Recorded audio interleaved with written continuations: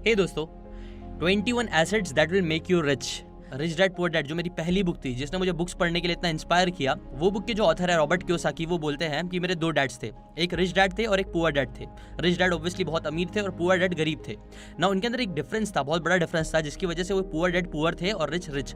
वो बोलते हैं रीजन ये था कि जो पुअर डैड थे ना, वो हमेशा सैलरी पे और सैलरी बढ़ाने पे फोकस करते थे, जबकि जो रिच डैड थे वो अमीर इसलिए थे बिकॉज वो हमेशा एसेट्स बिल्डिंग पे फोकस करते थे। उनका फोकस हमेशा एसेट्स बनाने पे होता था और यही चीज रॉबर्ट कियोसाकी ने खुद अपनी लाइफ में अप्लाई करी, जिसकी वजह से ही रॉबर्ट कियोसाकी आज इतने अमीर बन पाए। वो आज घर बैठे बैठे आराम से अपनी पूरी जिंदगी निकाल सकते हैं बिकॉज उन्होंने अपनी जिंदगी में एसेट बिल्डिंग पे फोकस किया, ना कि बस मैक्सिमम लोगों की तरह सैलरी बनाने पे फोकस किया ना। एसेट्स का डेफिनेशन रॉबर्ट कियोसाकी थोड़ा अलग सा देते हैं। वो बोलते हैं एसेट कोई भी वो चीज होती है जो आपके जेब में पैसे लेके आए और लायबिलिटी कोई भी वो चीज होती है जो आपके जेब से पैसे निकाल दे। तो इस वीडियो में हम उन्हीं 21 एसेट्स के बारे में बात करेंगे जो आपके जेब में बहुत सारे पैसे डालने वाले हैं। स्टार्टिंग के जो 10 एसेट्स है वो नॉर्मल एसेट्स है, जिनके बारे में ज्यादातर लोग बात करते हैं, जिनके लिए लेकिन एक्चुअली में पैसे लगते हैं। बट प्रॉब्लम यह है कि मैक्सिमम लोग जो मेरी तरह स्टार्ट कर रहे होंगे, जिन्होंने like rich dad poor dad पढ़ी होगी, जिनका मन करा होगा कि वो भी एसेट्स बनाए, बट उन्हें पता ही नहीं है कि एक्जैक्टली बिना पैसे के कौन से एसेट्स पे उन्हें काम करना चाहिए, कौन से एसेट्स पे उनको फोकस करना चाहिए। तो वेल, उन लोगों के लिए वीडियो बड़ा काम का होगा बिकॉज 10 के बाद जो और 11 एसेट्स में बताऊंगा वो टोटली फ्री है, जो पक्का आपके पास होंगे और जो आपको अमीर बनाएगा।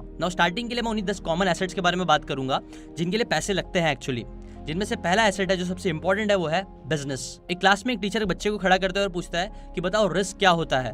तो बच्चा बोलता है रिस्क मतलब बिजनेस करना, जिसके ऊपर सारे बच्चे मुंडी हिलाते हैं और बोलते हैं हाँ सही बोल रहा है। लेकिन इसके ऊपर फिर जो टीचर होते हैं वो एक इंटरेस्टिंग सी बात बताते हैं। वो बोलते हैं कि ये सेम क्वेश्चन जब मैंने एक एंटरप्रेन्योर से पूछा, एक बहुत ही सक्सेसफुल इंसान से पूछा, तो उन्होंने बोला कि रिस्क होता है बस एक सोर्स ऑफ इनकम पे अपनी पूरी जिंदगी डिपेंड करना, मतलब कि किसी एक जॉब पे अपनी पूरी जिंदगी को डिपेंड करना, जहां आप जब तक काम कर रहे हो तब तक पैसे आ रहे हैं और अगर आप काम करना बंद कर दोगे तो पैसे आना बंद हो जाएंगे। अगर आप बीमार पड़ जाओगे तो पैसे आना बंद हो जाएंगे।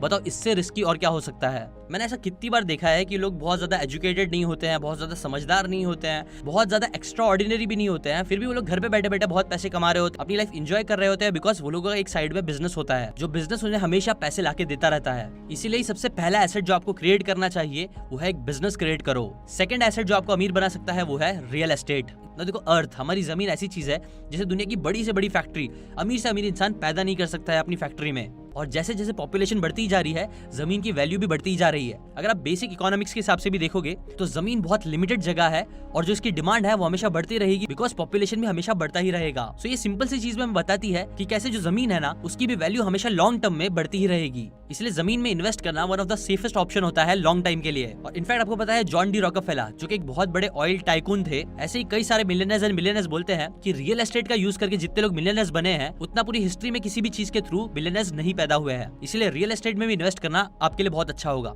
इनफैक्ट मैं अपनी ही बात करूं तो मैंने जब स्टार्टिंग में पैसे कमाना स्टार्ट किया था यूट्यूब से, तो सबसे पहली चीज जो मैंने खरीदी थी वो थी एक रियल एस्टेट। मैंने अपना खुद का एक घर खरीदा था। हाँ, बहुत लोग बोलेंगे कि नहीं ये इतनी समझदारी वाली चीज नहीं थी, इंस्टेड आपको स्टॉक में इन्वेस्ट करना चाहिए था इसमें, बट आई थिंक मैंने सही डिसीजन ही लिया था बिकॉज अब वो घर से मुझे रेंटल इनकम आती रहती है, प्लस उसकी जो वैल्यू है वो बनी हुई है और आने वाले सालों में उसकी वैल्यू बढ़ती ही रहेगी। हाँ, हो सकता है जितना मुझे स्टॉक में रिटर्न मिलते उतने नहीं मिलते इससे रिटर्न, बट एक बहुत ही सेफ और बहुत अच्छा तरीका है जिसके थ्रू मुझे महीने महीने पैसे आते रहते हैं। इसलिए आपको भी मैं सजेस्ट करूंगा कि आप भी रियल एस्टेट में जरूर इन्वेस्ट करना। थर्ड चीजें जो आपके जेब में पैसे डालती है वो होते हैं paper assets, stocks, bonds, mutual funds. देखो, रॉबर्ट कियोसाकी बोलते हैं ना कि स्टॉक मार्केट बहुत ज्यादा फेमस है, स्पेशली बाहर वेस्टर्न कंट्रीज में, बिकॉज इसके अंदर घुसना बहुत ईजी है और इससे निकलना भी बहुत ईजी है।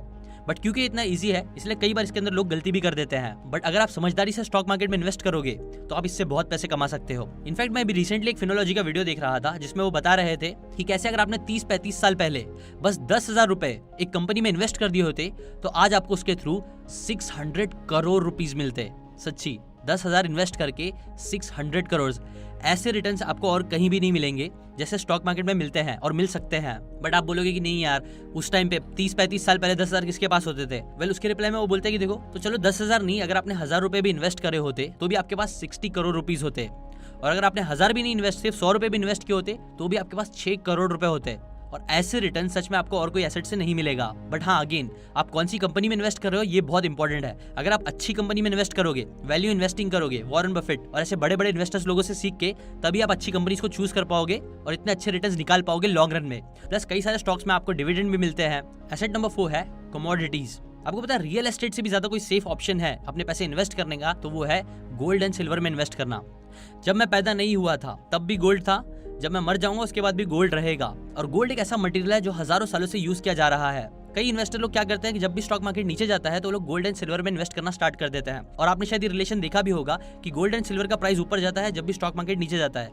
क्यों? बिकॉज जब भी लोगों को लगता है कि स्टॉक मार्केट की वैल्यू कम हो रही है तो वो लोग गोल्ड एंड सिल्वर में इन्वेस्ट करते हैं, बिकॉज उन्हें पता है कि ये अपनी वैल्यू कभी लूज नहीं करेगा और इसकी वैल्यू रहेगी, इसलिए वो लोग उसकी तरफ ज्यादा जाते हैं और इसकी वजह से गोल्ड एंड सिल्वर के प्राइस भी बढ़ने लग जाते हैं तब। इसलिए देखना, आप हर बड़ा इन्वेस्टर आपको हमेशा बोलेगा कि आपको कुछ परसेंट अपना पैसे का हमेशा गोल्ड एंड सिल्वर में इन्वेस्ट करना ही चाहिए। लॉन्ग टर्म में इसमें पैसे डालोगे तो आपको प्रॉफिट भी मिलेगा, प्लस आपके पैसे बहुत ज्यादा सेफ भी रहेंगे। एसेट नंबर 5 है कैश। अब हाँ, कुछ लोगों को ये सुन के बहुत अजीब लगेगा, लेकिन सच तो यह है कि कैश होना, आपके पास पैसे होना, रोकड़ा होना बहुत अच्छी चीज होती है। आपको पता है एप्पल जैसी बड़ी बड़ी कंपनीज भी अपने पास हमेशा कैश रखती है और बहुत सारा कैश रखती है। इनफैक्ट एप्पल के पास अभी अराउंड $200 बिलियन कैश पड़ा हुआ है ना। आप सोच सकते हो कि वो लोग ऐसा क्यों करते हैं। पर वो लोग ऐसा करते हैं बिकॉज कई बार ऐसी अपॉर्चुनिटीज आती है जब आपके पास आपको कैश चाहिए होता है। कैश के थ्रू आप बहुत फास्ट ट्रांजैक्शंस कर सकते हो और कई बार कैश देने पे आपको काफी चीजें सस्ते में मिल जाती है, आपने भी देखा होगा। ऐसे ही कैश होने के कई सारे फायदे होते हैं। अगर कोई इमरजेंसी आए तो उसका यूज कर सकते हो, इसलिए कैश की वैल्यू को भूलो मत। Asset number 6, equipments and accessories. देखो, अगर मैं कार लेता हूँ, उसको खुद चलाता हूँ, तो मेरे लिए एक लायबिलिटी होगी, बिकॉज वो कार को मेंटेन करने के लिए उसके लिए मुझे पैसे डालने पड़ेंगे, उसके ऊपर मुझे पैसे डालने पड़ेंगे, तभी वो कार अच्छे से चल पाएगी। बट अगर मैं वही कार लेता हूँ और उसे रेंट पे दे देता हूँ, किसी को चलाने के लिए दे देता हूँ, तो वो कार मेरे लिए इनकम जनरेट करेगी, तब मेरे लिए वो एसेट बन जाएगा। कई बार आपने शादी में भी देखा होगा, कई बार लोग शादी में अपने जनरेटर्स देते हैं और जितने भी इक्विपमेंट्स और चीजें यूज होती है शादी में, वो भी रेंट पे होती है, जिससे वो लोग को रेवेन्यू जनरेट होता है। तो ऐसे ही अगर आप कोई भी इक्विपमेंट खरीद रहे हो, कोई भी एक्सेसरीज खरीद रहे हो जिससे आपकी रेवेन्यू जनरेट हो रही है, तो वो आपके लिए एक बहुत अच्छा एसेट बन सकता है। Asset number 7, intellectual properties. इसके अंदर 4 चीजें आती है। पहला आता है कॉपीराइट, दूसरा होता है पेटेंट, तीसरा होता है ट्रेडमार्क्स और चौथा होता है ट्रेड सीक्रेट्स। कॉपीराइट में यूजुअली क्या होता है, समझो अगर मैंने एक वीडियो बनाया, मैंने खुद का एक गाना बनाया जिसके लिरिक्स मैंने खुद से दी है, म्यूजिक मैंने खुद से प्रोड्यूस किया है, तो मैं उसे कॉपीराइट करा सकता हूं। अगर आप YouTube यूज करते हो, अगर आप यूट्यूबर हो, तो आपको पता ही होगा कि कई बार कॉपीराइट इश्यूज हो जाते हैं। अगर आप किसी और की म्यूजिक यूज कर लेते हो, किसी और का वीडियोस यूज कर लेते हो, तो कई बार कॉपीराइट इश्यूज आ सकते हैं। कई बार वो स्ट्राइक मार के आपकी वीडियो को डाउन भी कर सकता है और कई बार ऐसा भी होता है कि आपका एक रेवेन्यू का जो पार्ट होता है वो इस इंसान को जाता है, बिकॉज ही डिजर्व्स इट। ऐसी अगर आप भी कुछ कंटेंट क्रिएट करते हो, वीडियो, म्यूजिक या कोई भी ऐसी चीज जिसे आप कॉपीराइट कर सकते हो, तो वो भी आपको रेवेन्यू जनरेट करके दे सकता है। अगर आप कोई एक न्यू तरीके से कुछ चीज कर रहे हो, न्यू टेक्नोलॉजी बना रहे हो, या फिर समझो फॉर एग्जाम्पल एक नए टाइप का आपने टायर इन्वेंट कर दिया है, तो आप उसे पेटेंट करा सकते हो और फिर जितनी भी कंपनीज या जो भी लोग उसे यूज करेंगे, आप उसको लाइसेंसिंग कर सकते हो, आप उसे किसी कंपनीज को बेच सकते हो अपने पेटेंट्स को।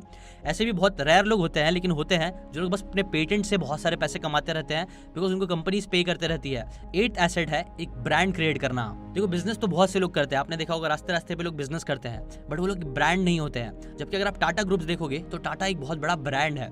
कल को अगर टाटा जो भी चाहे वो कोई भी नई फील्ड में घुस सकता है, अपने ब्रांड वैल्यू की वजह से ही वो लोग उसके अंदर भी पैसे कमा लेंगे, बहुत ज्यादा चांस है ना। आपको लगेगा कि कितना अनफेयर है ना, बट ऐसा नहीं है। आप चाहिए तो आप जाके खुद से कोई भी लोगो क्रिएट करो, आप डाल दो वो बैग पे, लोग नहीं खरीदेंगे, लेकिन लुई विटॉन का बैग लोग खरीदेंगे, बिकॉज उसने अपनी ब्रांड वैल्यू बनाई है। ऐसी आप भी पैसे खर्च करके बहुत सारी चीजें करके अपनी ब्रांड वैल्यू बढ़ा सकते हो। इनफैक्ट आपको पता ही होगा कि जो ज़ारा के ओनर है वो वन ऑफ द रिचेस्ट इंसान है पूरे वर्ल्ड के, और वो कैसे बने, बिकॉज उन्होंने एक स्ट्रॉन्ग ब्रांड बनाया। कपड़े तो बहुत सारे लोग बेचते हैं, बाजार में आपको मिल जाएंगे कपड़े बेचने वाले, लेकिन ज़ारा ब्रांड बना के उन्होंने बहुत सारा पैसे कमाया। ऐसे अगर आप भी एक ब्रांड क्रिएट करोगे तो आप भी बहुत पैसे क्रिएट कर सकते हो। Asset number 9, network. मेरा एक टीम मेंबर मुझे बता रहा था कि जब धीरू भाई अंबानी ने कुछ पहले स्टार्टिंग के कुछ पैसे कमाए थे, तो बहुत थोड़े पैसों के साथ ही वो 5 स्टार होटल में जाके चाय पी रहे थे। उनसे पूछा गया कि क्यों, तो वो बोलते हैं कि यार मैं ना इधर आके देखना चाहता था कि अमीर लोग कैसे रहते हैं, कैसे वो लोग चलते हैं, कैसे बात करते हैं।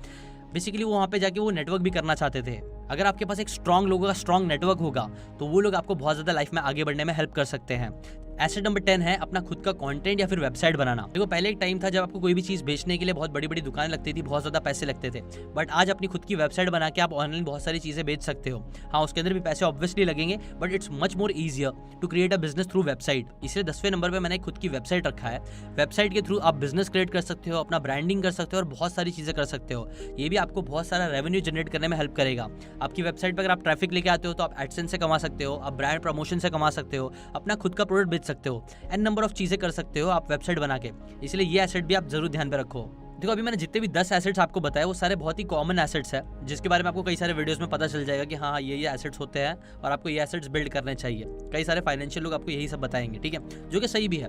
बट अभी मैं आपके साथ ऐसे 11 एसेट्स शेयर करने वाला हूँ जिसके बारे में ज्यादातर लोग बात नहीं करते हैं, बट एक्चुअली वो एसेट से भी आप बहुत पैसे कमा सकते हो। हम यूजुअली नजरअंदाज करते हैं। एक बहुत ही अमेजिंग है जिसका नाम है द एकर्स ऑफ डायमंड करके, जिसके अंदर बताते हैं ऑथर कि एक आदमी रहता है जो जिसे ना एकर्स ऑफ डायमंड चाहिए होते हैं, उसके लिए वो यहाँ वहाँ भटकता है, अलग अलग जगह पे जाता है, अलग अलग शहर जाता है, अलग अलग गाँव जाता है, लेकिन एट द एंड स्टोरी के एंड में पता चलता है वो जो एकर्स ऑफ डायमंड था वो उसके घर के पीछे ही था, अपने ही घर में उसके पास सारी चीज़ें पड़ी थी और वो दुनिया भर में भटक रहा था, ढूंढ रहा था।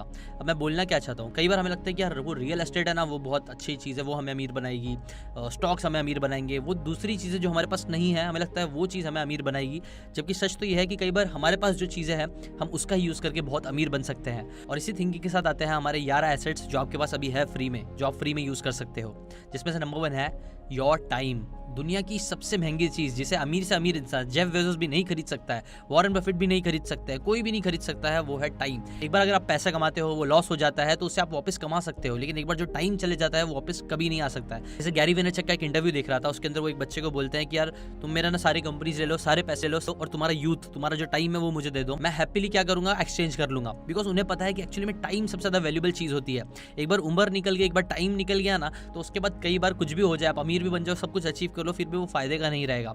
इसलिए सबसे इंपॉर्टेंट फ्री एसेट जो आपके पास अभी है वो है आपका टाइम। वॉरेन बफेट जो दुनिया के नंबर 1 इन्वेस्टर है, वो बोलते हैं कि एक इंसान के लिए सबसे बेस्ट इन्वेस्टमेंट करना है अपने आप के ऊपर इन्वेस्ट करना। जब मेरे पास लाइफ में कुछ भी नहीं था तब मैंने अपने टाइम का सही यूज किया, बुक्स पढ़ने में टाइम इन्वेस्ट किया, चीजें सीखने में टाइम इन्वेस्ट किया, चीजें बनाने में टाइम इन्वेस्ट किया, और वो सही से टाइम इन्वेस्ट करने की वजह से ही आज मैं इतना पैसे कमा पा रहा हूँ। सेकंड फ्री एसेट जिसका आप यूज कर सकते हो वो है आपके फ्रेंड्स एंड फैमिली। कल को अगर आपको कुछ भी हो जाता है तो सबसे पहले आपके पास आपकी फैमिली रहेंगी, आपके फ्रेंड्स होंगे, आपके लव्ड वंस होंगे जो आपका ख्याल रखेंगे, आपके लिए हमेशा मौजूद रहेंगे। कल को अगर आपको फाइनेंशियल कुछ भी प्रॉब्लम होती है तो दुनिया वाले आपकी हेल्प नहीं करेंगे, लेकिन आपकी फैमिली, आपके फ्रेंड्स हमेशा आपके लिए रहेंगे। अगर आपने अच्छे फ्रेंड्स बनाए तो आपके फ्रेंड्स भी आपके लिए रहेंगे, और फैमिली तो हमेशा यूजुअली रहती ही है। तो ये चीजें भी हमारे पास रहती है, लेकिन हम इसे नजरअंदाज करते हैं। इसलिए प्लीज नजरअंदाज मत करो और इसका यूज करो। अगर आप यूज कर सकते हो तो कई बार आपकी फ्रेंड्स एंड फैमिली भी आपकी बहुत हेल्प कर सकते हैं आपको लाइफ में आगे बढ़ने के लिए। बस आपके रिलेशनशिप उनके साथ स्ट्रांग होने चाहिए, आपको उनसे बात करने आना चाहिए, उनसे रिलेशनशिप अच्छे से मेंटेन करने आना चाहिए। थर्ड फ्री एसेट जिसका आप यूज कर सकते हो लाइफ में आगे बढ़ने के लिए है वो है आपकी स्किल्स।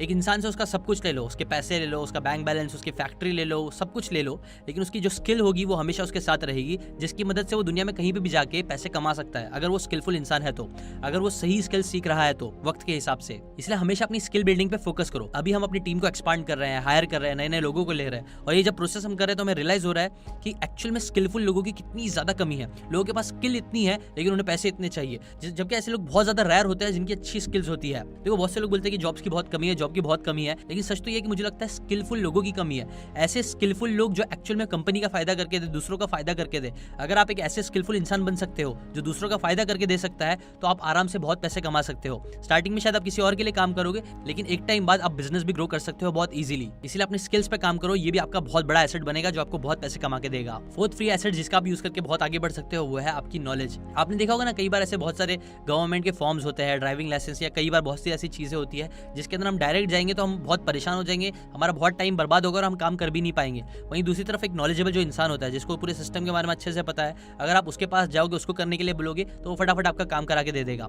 क्यों? हाँ, दो चीजें होती है, एक तो उसके पास नॉलेज होती है कि एक्जैक्टली क्या क्या करना है, कौन सा फॉर्म भरना है, कहाँ जाना है, और दूसरे उसके कनेक्शन अच्छे होते हैं। बट यहाँ मैं बात कर रहा हूँ नॉलेज की। अगर आपके पास अच्छी नॉलेज है, आपके पास कुछ ऐसी नॉलेज है दूसरों के पास नहीं है, जो नॉलेज के थ्रू आप लोगों का टाइम बचा सकते हो, उनके पैसे बचा सकते हो, तो वो नॉलेज भी आपको बहुत ज्यादा पैसे कमाने में हेल्प करेगी। ये जो कंसल्टेंट लोग होते हैं बहुत सारे लाखों रुपए चार्ज करते हैं, वो लोग किसका चार्ज करते हैं? वो लोग अपनी नॉलेज का चार्ज करते हैं, जिसकी वजह से बिजनेस ग्रो हो पाता है, अलग अलग चीजें कर पाता है जो लोग नहीं कर पा रहे थे।